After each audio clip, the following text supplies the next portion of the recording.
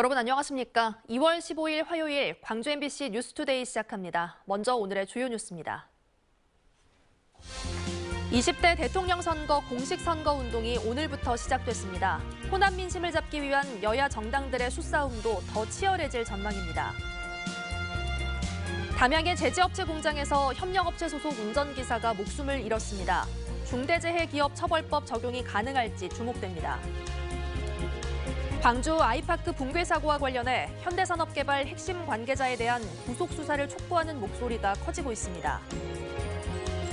8명의 사상자가 발생한 여천 NCC 공장 폭발 사고와 관련해 경찰과 고용노동부가 압수수색에 나서는 등 수사에 속도가 붙고 있습니다. 야권 후보 단일화가 수면 위로 떠오른 가운데 20대 대선 공식 선거운동이 오늘부터 시작됐습니다. 여야의 셈법도 더 복잡해졌는데 호남 민심을 잡기 위한 막판 수싸움도 치열하게 전개되고 있습니다. 보도에 한신구 기자입니다. 20대 대선 후보 등록 첫날 단일화 여부에 대해서 말을 아꼈던 국민의당 안철수 후보가 전격적으로 야권 후보 단일화를 제안했습니다. 정권 교체, 구체제 종식과 국민 통합의 길을 가기 위해 야권 후보 단일화를 제안합니다. 대선 막판 최대 변수로 꼽혔는데 성사 여부와 함께 호남 민심 향배를 놓고 여야의 셈법이 더욱 복잡하게 됐습니다. 더불어민주당은 올게 왔다는 위기감 속에서 오히려 지지층 결집 효과가 가속화할 것이란 희망도 내비치고 있습니다. 특히 이낙연 전 대표가 총괄 선대위원장을 맡으면서 지역 민심이 돌아서고 있고 윤석열 후보의 적폐 수사 발언을 계기로 그동안 다소 느슨했던 당의 조직도 하나가 되고 있다면서 텃밭 민심을 되돌리려 안간힘을 쏟고 있습니다. 역사적으로 호남이 뭉쳤을 때 민주당 정권 재창출을 이뤄냈습니다. 개혁을 완수하라는 호남의 명령은 그 어떤 저항도 이겨낼 수 있는 강력한 힘이었습니다. 국민의힘은 예전과는 달라진 지역의 반민주당 정서에 기대서 호남 25% 득표로 목표를 올리고 중도 외연 확장에 주력하고 있습니다. 특히 단일화 제안 이후에 호남 민심의 흐름에 촉각을 곤두세우며 윤석열 후보가 공식 선거운동 둘째 날인 내일 또다시 광주를 찾는 등 호남, 특히 2030 표심에 공을 들이고 있습니다. 젊은 유권자들 반응이 정말 너무 좋아서 저희가 좀 목표를 상향했는데요. 저희는 조심스럽게 30%, 최소 30%까지도 가능하다고 이렇게 예측합니다. 특히 여야 각 당은 코로나 여파로 대규모 유세몰이식 선거운동이 어려워진 만큼 지역 민심에 파고들 틈새 전략 마련에 부심하고 있습니다.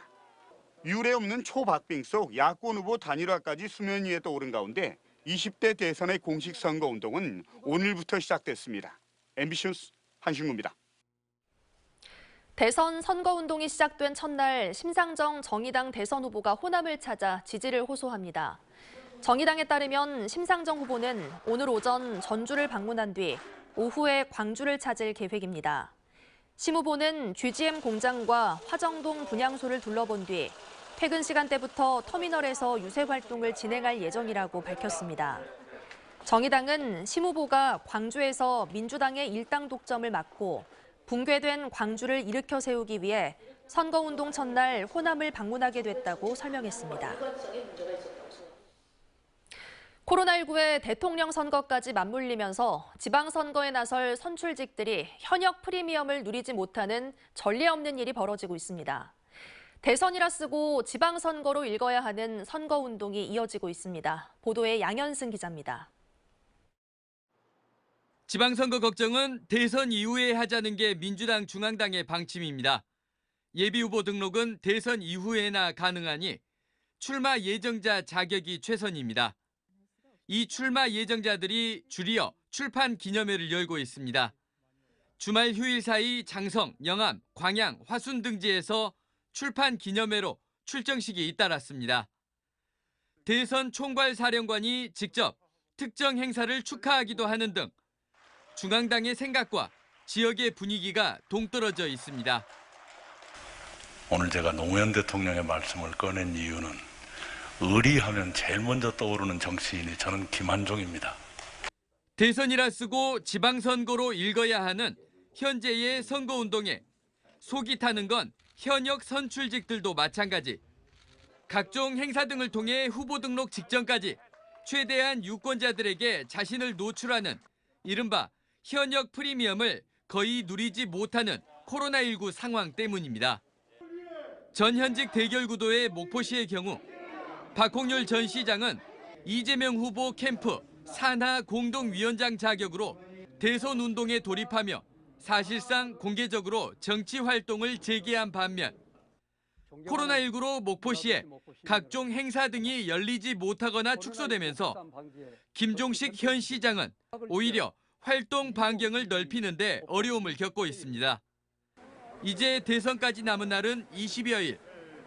대선 운동을 가장한 자기선거 운동 중인 입지자들도 현역의 이점을 살리지 못하는 선출직들도 모든 정치 상황이 속 시원하게 지방선거로 전환될 때만 기다리고 있습니다. MBC 뉴스 양혜승입니다.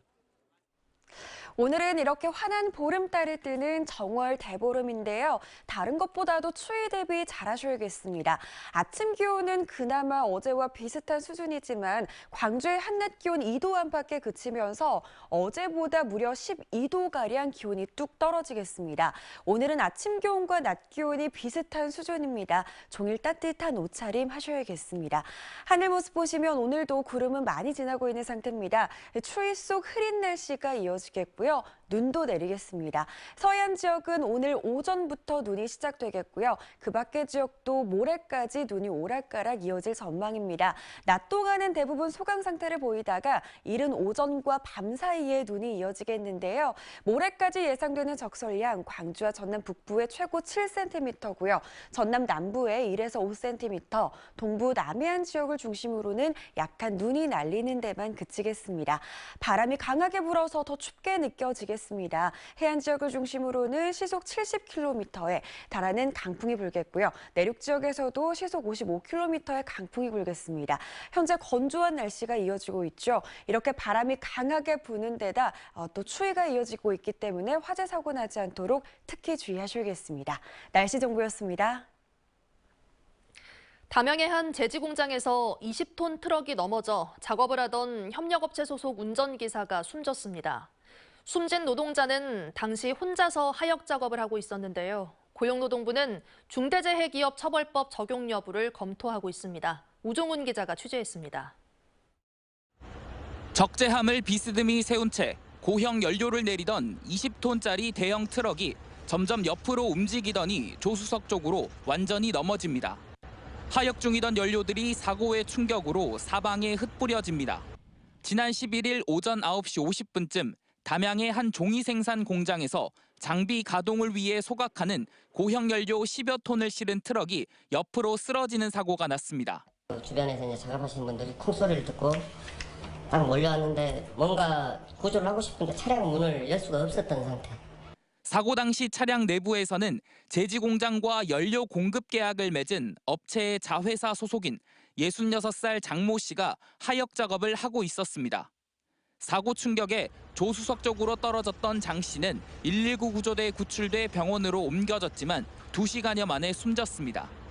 현장을 목격한 노동자들은 당시 장 씨 혼자서 작업을 하고 있었고 평소에도 하역 작업이 불안정한 상태에서 이루어졌다고 말합니다. 상차 하차 과정에서 원청의 관리 감독이 이루어지냐 안 이루어지냐 그게 아마 핵심이었던 것 같아요. 그 질문의 내용이. 장 씨의 부검 결과 흉부 압박에 의한 질식사, 즉 사고로 인한 사망이 추정된다는 1차 소견이 나왔습니다. 고용노동부는 사고 사업장인 제지업체 측이 관리감독 의무를 다했는지 조사해 중대재해기업 처벌법 적용 여부를 검토하고 있습니다. 차량 결함 또는 운전 중 부주의에 의한 사고를 제외하고 사업장 내에 발생한 사고 경우에는 원청 사업장이 중대재해처벌법상의 처벌 대상이 됩니다. 경찰은 제지공장 관계자 등을 상대로 업무상 과실치사 혐의가 적용 가능한지를 조사하고 있습니다. MBC 뉴스 우종훈입니다. 광주 아이파크 붕괴 사고를 수사 중인 경찰이 하청업체 관계자를 추가 입건했습니다. 광주 서구 신축 아파트 붕괴 사고 수사본부는 원인 책임자 규명과 관련해 철근 콘크리트 하청업체 대표와 직원 2명 등 3명을 업무상 과실치사상 혐의로 추가 입건해 조사하고 있습니다. 현재까지 사고 관련 입건자는 현대산업개발 관계자 6명, 감리 3명 등 13명입니다. 광주 시민단체가 이번 붕괴 사고와 관련해 현대산업개발 핵심 관계자에 대한 구속 수사를 촉구했습니다.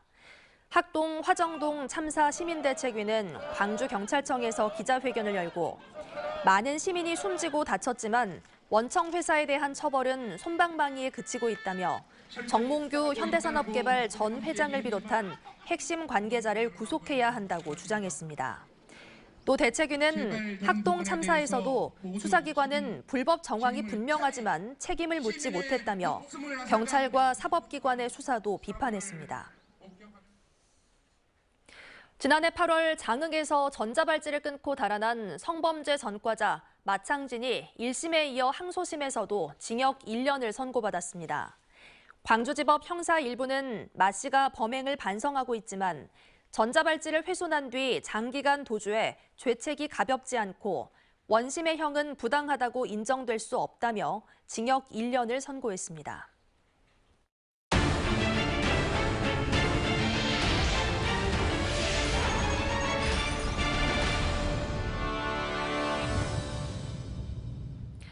지난 11일 8명의 사상자가 발생한 여수산단 여천 NCC 3공장 폭발 사고와 관련해 경찰과 고용노동부가 압수수색에 나서면서 수사에 속도를 더하고 있습니다. 노동자들도 대책위원회를 구성해 원인 규명과 책임자 처벌을 촉구했습니다. 안상혁 기자가 보도합니다. 어제 오전 경찰과 고용노동부가 파란 박스를 들고 여수의 한 업체에서 나옵니다. 지난 11일 폭발 사고가 난 여천 NCC가 사고로 숨진 3명을 고용한 협력업체입니다.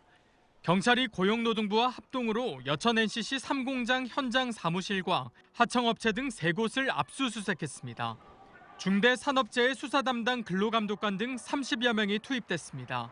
경찰은 확보한 자료와 추가 조사 등을 통해 원인 규명에 나설 예정입니다. 특히 사망자 4명의 사인이 충격에 의한 다발성 장기 손상으로 나온 만큼 안전조치를 소홀히 했는지를 중점적으로 살펴볼 계획입니다. 정밀감식을 통해서 사고 원인이 어느 정도 나와야 저희 수사 방향도 결정될 것 같고 안전관리나 그런 부분, 현장 감독 책임 이런 부분 위주로 보고 있습니다. 또 고용부는 중대재해를 예방할 경영 책임자의 안전보건 확보 의무를 제대로 지켰는지 여부를 수사해 책임을 규명할 방침입니다. 이따른 중대재해로 노동자들은 사고대책위원회를 구성해 진상규명과 재발방지, 책임자 처벌을 촉구했습니다. 산업재해 숫자가 줄었다라고 하는 것은 숫자일 뿐입니다. 한 사람의 목숨도 소중하게 여겨야 한다고 생각을 하고요. 중대재해라고 하는 것은 사라져야 할 것입니다. 그래서 다시는 현장의 노동자들이 반복해서 이렇게 죽음이 발생하지 않도록 가족을 잃은 유가족들도 하루빨리 사고 원인을 규명해달라고 호소합니다. 사고 원인을 정확히 조사하여 동일한 재해 발생을 방지하기를. 경찰과 고용노동부가 수사에 속도를 내고 있는 한편 지난해 1월 중대재해처벌법이 제정된 이후 여수 국가산업단지 내에서는 10명이 중대재해로 목숨을 잃었습니다. MBC 뉴스 안상혁입니다. 광주시가 코로나19 자가검사 키트 30만 개를 확보해 중증 장애인과 임산부에게 우선 배부합니다. 광주시는 민간 물량 30만 개를 확보해 이번 주에 키트 확보가 어렵고 시급성이 요구되는 중증 장애인과 임산부 44만여 명에게 1인당 8개씩 우선 배부할 계획이라고 밝혔습니다. 광주시는 당초 선별진료소나 병원 방문이 어려운 임산부, 12세 미만 아동들에게 자가검사 키트를 지난 7일부터 제공하려고 했지만 정부 방침 변경 등으로 공공물량 확보에 어려움을 겪었습니다.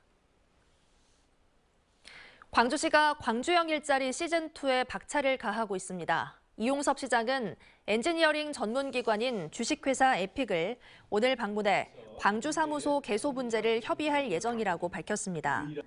광주시는 지난주 미래차 산업 육성을 위한 업무 협약을 체결한 에픽에게 광주시와 유기적으로 연결되기 위해선 지리적으로 가까이 있어야 한다는 점을 근거로 설득에 나설 예정입니다.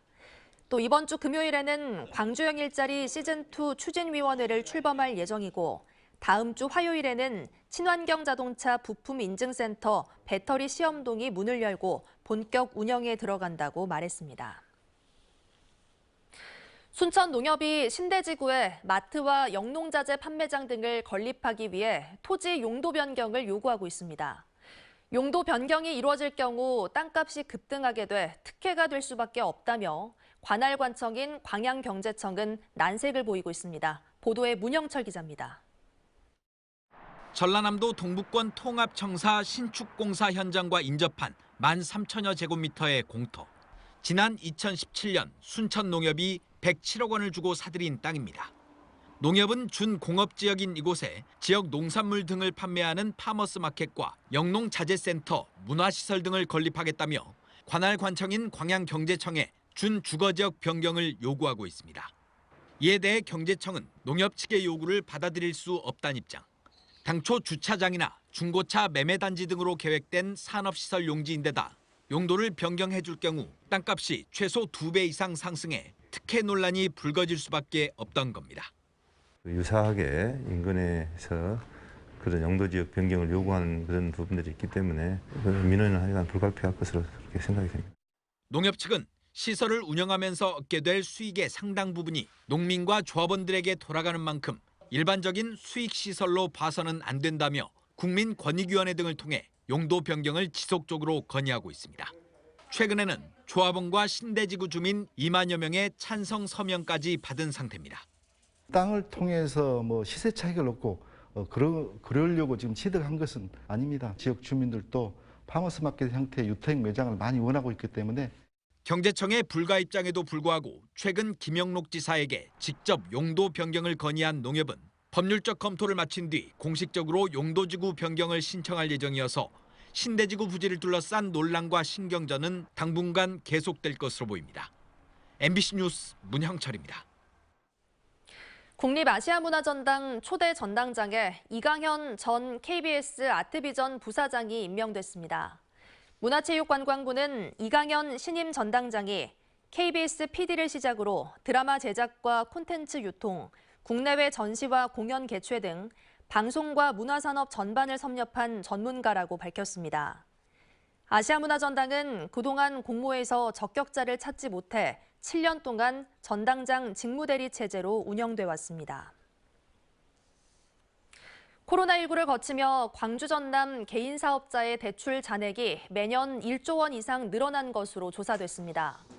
금융감독원 자료에 따르면 국민과 신한 등 6개 시중은행의 광주 전남 개인 사업자 대출 잔액은 지난해 말 기준 각각 3조 4천억 원, 2조 5천억 원을 기록했습니다. 2년 전과 비교해 광주는 1조 6천억 원, 전남은 4천억 원이 늘었고 비율로는 광주가 46%, 전남은 19% 증가했습니다. 이 같은 대출 증가액은 6개 은행만을 대상으로 한 자료로 다른 은행과 제2금융권까지 포함하면 실제 대출 증가액은 훨씬 더 클 것으로 추산되고 있습니다. 사회적 참사 특별조사위원회는 세월호 사고 원인 조사를 위해 자유항주 모형 실험을 실시합니다. 이번 실험은 네덜란드 해양연구소인 마린에 의뢰해 오는 17일부터 23일까지 닷새 동안 진행될 예정이고 코로나19로 인해 원격 화상회의 시스템을 활용해 비대면으로 이루어집니다. 사참위는 이번 모형 실험을 통해 그동안 조사했던 선체 동적 복원성과 횡경사 양상 등을 검증해 나갈 예정입니다. 전라남도 자치경찰위원회는 전남경찰청, 교육청과 자치단체와 함께 3월 말까지 어린이 통학버스 합동 점검에 나섭니다. 이번 점검은 통학버스를 이용하는 어린이집과 유치원, 학원 등 시설을 대상으로 이루어지며 전남자치경찰위는 녹색어머니회 등과 협조해 통학버스 승하차 위반을 발견하면 신고 유도 등 적극적인 조치에 나설 계획입니다. 오늘은 한 해의 첫 보름이자 이렇게 환한 보름달이 뜨는 정월 대보름인데요. 무엇보다 추위 대비 잘하셔야겠습니다. 그나마 아침 기온은 어제와 비슷한 수준이지만 한낮 기온 2도 안팎에 그치면서 어제보다 무려 12도가량이나 기온이 뚝 떨어지겠습니다. 오늘은 아침 기온과 한낮 기온 큰 차이가 없습니다. 종일 따뜻한 옷차림 하셔야겠습니다. 하늘 모습 보시면 오늘도 구름은 많이 지나고 있습니다. 추위 속 흐린 날씨가 이어지겠고요. 눈 소식도 들어있습니다. 대부분 낮 동안은 눈이 소강 상태를 보이겠고요. 이른 오전과 밤 사이에 눈이 내리겠습니다. 우리 지역 모레 아침까지도 눈이 예상됩니다. 광주와 전남 북부에는 최고 7cm가량의 눈이 내려 쌓일 수 있겠고요. 전남 남부 지역은 1에서 5cm, 전남 동부 남해안에서는 눈이 날리는 데만 그치겠습니다. 바람도 강하게 불어서 더 춥게 느껴지겠습니다. 해안을 중심으로는 시속 70km, 내륙에서도 시속 55km에 달하는 강풍이 불겠습니다. 오늘 아주 심한 영하권 추위를 보이는 곳은 없겠지만 어제에 비해 기온이 많이 낮아져서 춥게 느껴지겠습니다. 장성과 광주, 담양과 화순에서 모두 한낮 기온 2도 안팎에 그치겠습니다. 무안 영하 0.5도로 시작해 한낮 기온 1도 안팎에 그치겠고요. 곡성은 1도 안팎, 순천 4도, 광양에서는 한낮 기온 5도로 비교적 포근합니다. 바다의 물결은 최고 3m에서 3.5m로 높게 일겠습니다. 이번 추위는 금요일 오전까지 이어지겠고요. 금요일 한낮부터는 추위가 풀릴 전망입니다. 날씨 정보였습니다. 이상으로 뉴스 마칩니다. 시청해주신 여러분 고맙습니다.